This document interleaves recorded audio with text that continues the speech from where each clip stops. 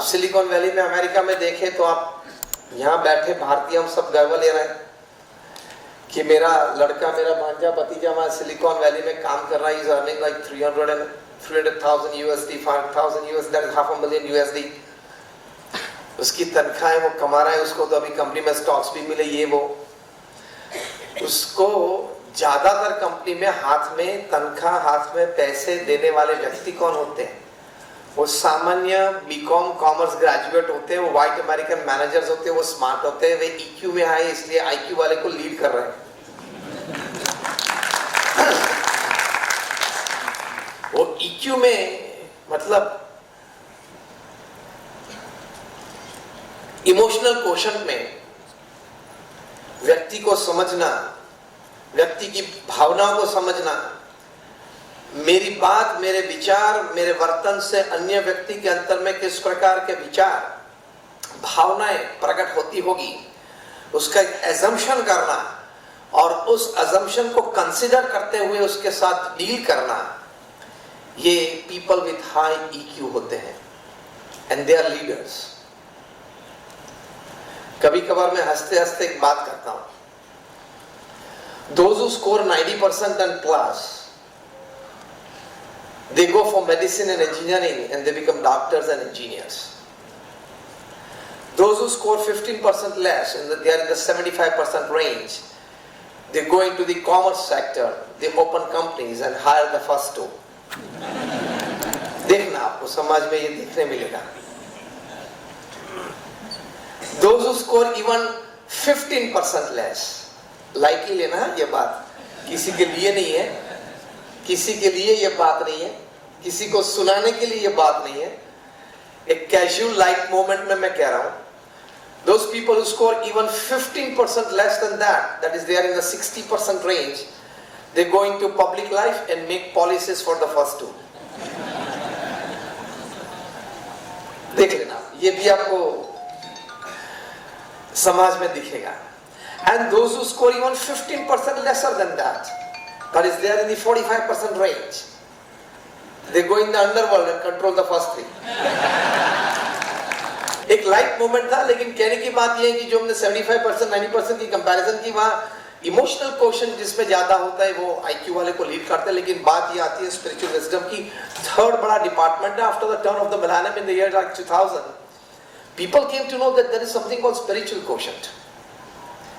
तो IQ के बाद EQ की बात चली समाज में उसके बाद बिजनेस में, और फिर EQ के बाद चली बात SQ की.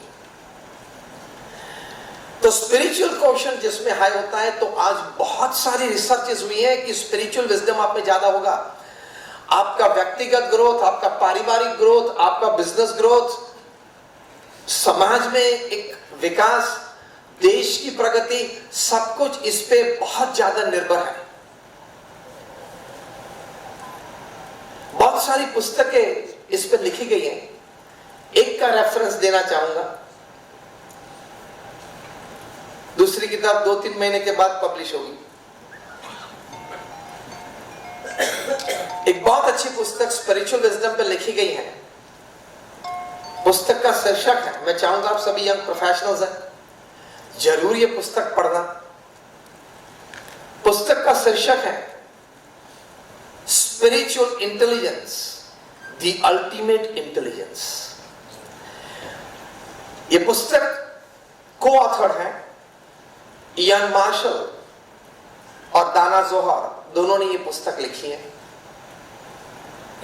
ये दोनों मैनेजमेंट के प्रोफेसर्स, दोनों पब्लिक स्पीकर्स, बहुत अच्छे मैनेजमेंट और वैल्यू सिस्टम को साथ लेके बोलने वाले और मैनेजमेंट और वैल्यू सिस्टम को साथ लेके लिखने वाले ये दोनों व्यक्ति. तो इसमें भी वैल्यू सिस्टम और मैनेजमेंट की बातें सब लिखी हुई है. ये पुस्तक तो जरा चौड़ा है,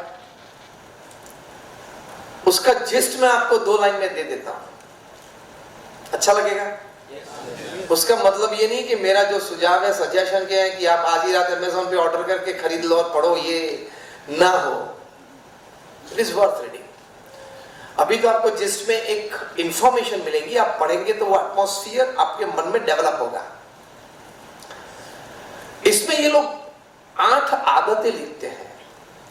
If you possess these 8 habits, you are spiritually intelligent, which makes you grow as an individual and makes your business grow. And the vice versa is also right. Like, if you are spiritually intelligent, you have these 8 values. उसमें प्रथम बात लिखते हैं flexibility. Flexibility to change is intelligence. आपसे आपके कोई junior कर्मचारी का विचार आपको अच्छा लगा तो ईगो डिफ्लेट करके वो स्वीकार कर लेना, उस रास्ते पे चलने का प्रयत्न करना और चलते चलते आपको अच्छी सफलता प्राप्त हो सकती है. Flexibility is needed because nobody has the right to believe today that because I'm academically well qualified, because I've studied in London School of Economics, I've studied in Boston University, I've been an Ivy League, Stanford, Harvard में मैं पढ़ा हूँ तो I'm more intelligent. किसी को ये बोलने का या सोचने का अधिकार है? विचार तो छोटे व्यक्ति के पास पे से आ सकते हैं. आईसीसी में कमेटी में, वहां आईसीसी में मीटिंग हुई इंग्लैंड में कि यार जितने पैसे फुटबॉल में इतने पैसे क्रिकेट में क्यों नहीं है. मैं सालों पहले की बात कर रहा हूं, करीबन 20-25 साल पहले की. एक ही मकसद था मीटिंग का कि जितने पैसे फुटबॉल में है इतने पैसे क्रिकेट में आने चाहिए. 3 घंटे तक मीटिंग चली. इसमें क्रिकेटर्स भी थे, एक्स क्रिकेटर्स भी थे, एडमिनिस्ट्रेटर्स भी थे, सभी लोग से 100-150 लोग बैठे थे. तो चर्चा का कोई नतीजा नहीं प्राप्त हुआ. इंटरवल ब्रेक पड़ा, उसमें आईसीसी के क्लर्क थे जो क्लास 3 कर्मचारी हम कहते हैं उन्होंने चेयरमैन से अप्रोच किया और बोले कि सर मेरे पास एक आइडिया, क्योंकि वो मिनट्स ऑफ द मीटिंग लिख रहे थे, मतलब कोने में बैठे हुए थे वो मीटिंग में. उन्होंने कहा sir I have a suggestion. कि बोले sir if you make the cricket match shorter मतलब? चेयरमैन ने पूछा सब 20-20 ओवर की कर दो, स्टेडियम भर जाएगा, पैसे बहुत आएंगे. चेयरमैन ने कहा आर यू फूल?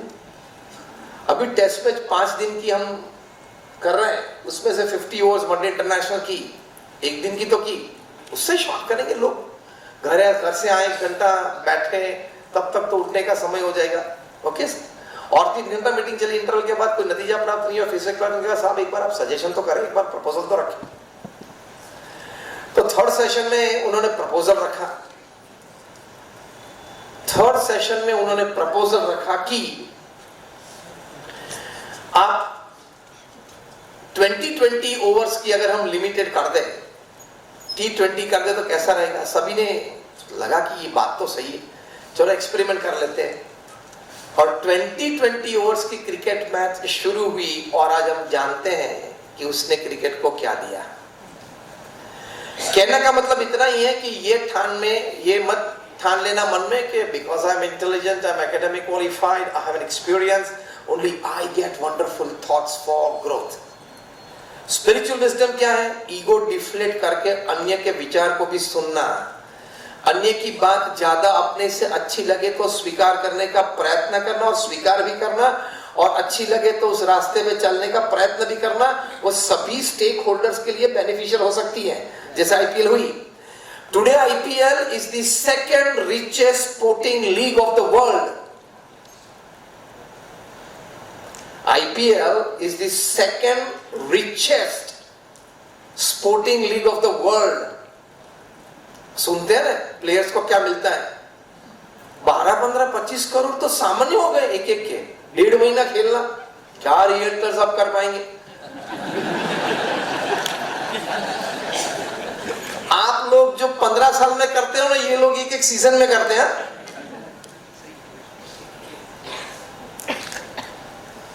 12-15 करोड़ का एक खिलाड़ी, 12-15 करोड़ का एक खिलाड़ी 30 करोड़ का भी होता है, 60 करोड़ का भी होता है,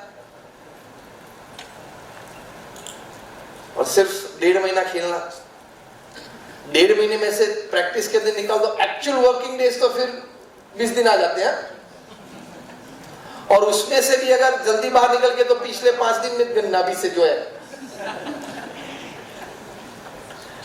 देखो हम सब ये मानते हैं कि कोई भी क्षेत्र में विद्यार्थी विद्याभ्यास कर रहा हो, वहां से लेके कोई भी कार्य क्षेत्र में प्रगति विकास के लिए हम सोचते हैं कि हमारी इंटेलिजेंस जिसको हम IQ बोलते हैं, इंटेलिजेंट क्वेश्चन बढ़िया होना चाहिए। सही बात है। इंटेलिजेंट क्वेश्चन ये है कि you think rationally, you act purposefully and you deal with the situation very effectively. बुद्धिमत्ता की बात होती है, वो एकेडमिक्स से आती है, एक्सपीरियंस से आती है, एक्सपोजर से आती है। लेकिन 90 के साल के बाद IQ से कुछ ज्यादा अच्छी बात लोगों के हाथ में आई, विचारों के हाथ में आई कि beyond IQ there is EQ, that is called emotional quotient. तो उस पे कुछ रिसर्च हुई तो लोगों को पता चला कि जिसके पास इमोशनल कोशेंट ज्यादा है, मतलब अपने विचार और भावनाओं को अच्छी तरह से समझ सकते हैं, अन्य व्यक्ति की भावना और विचार को भी ठीक ढंग से समझ सकते हैं, और दोनों को मिला के साथ में कॉमन मिनिमम प्रोग्राम पे आके कुछ कार्य कर सकते हैं, तो वे लोग ज्यादा सक्सेसफुल हैं। इस तरीके का एक नतीजा मार्केट से प्राप्त हुआ। तो कहते हैं कि people with high EQ they lead with people with high IQ।